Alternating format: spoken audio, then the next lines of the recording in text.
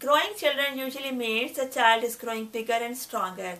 If we see our child not growing bigger and stronger, we become worried and do several things to make him or her physically bigger and stronger and healthier.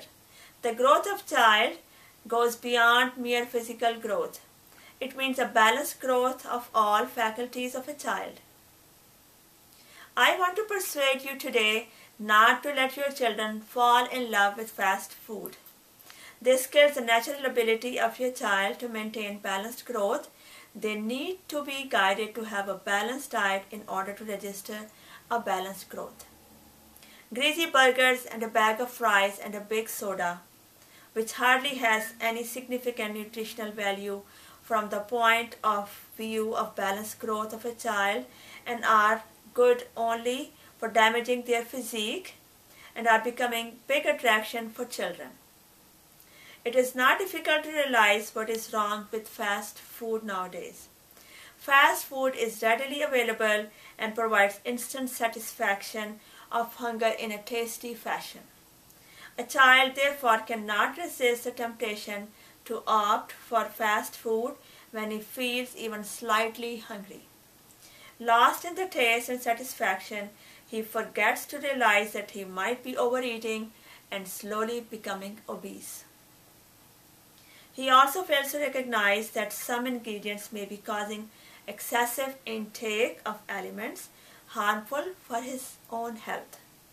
According to a RAM lobby group consensus, Action on Salt and Health, found one meal from Pizza Hut contained 4 times the daily limit of salt for a 6-year-old. In addition, KFC also did poorly in the analysis of hundreds of food items, which also included McDonald's and Burger King. Therefore, the daily recommended dose of salt is no more than 6 grams for an adult and 3 milligrams per day for a child. Moreover, these fast food meals are extremely high in calories. An excess of salt in the body can lead your child to register blood pressure complications. According to researcher Professor Andrew Prentice of the London School of Hygiene and Tropical Medicine, we all possess a weak innate ability to recognize foods with a high energy density. A fast food meal contains many more calories than a healthy meal of the same quantity.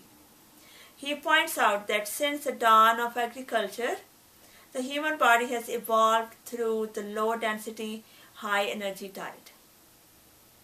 This type of diet is still being consumed in the villages of the developing world, where obesity is virtually non-existent.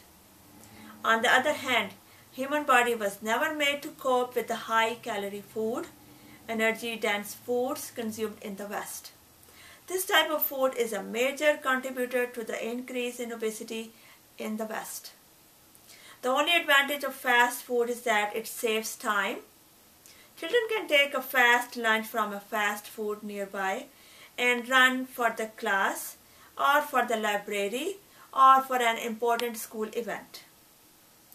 The eating at fast food restaurants more than twice per week is associated with more weight gain and insulin resistance in otherwise healthy young adults. Article states that young adults who eat frequently at fast food restaurants gain more weight and have a greater increase in insulin resistance in early middle age.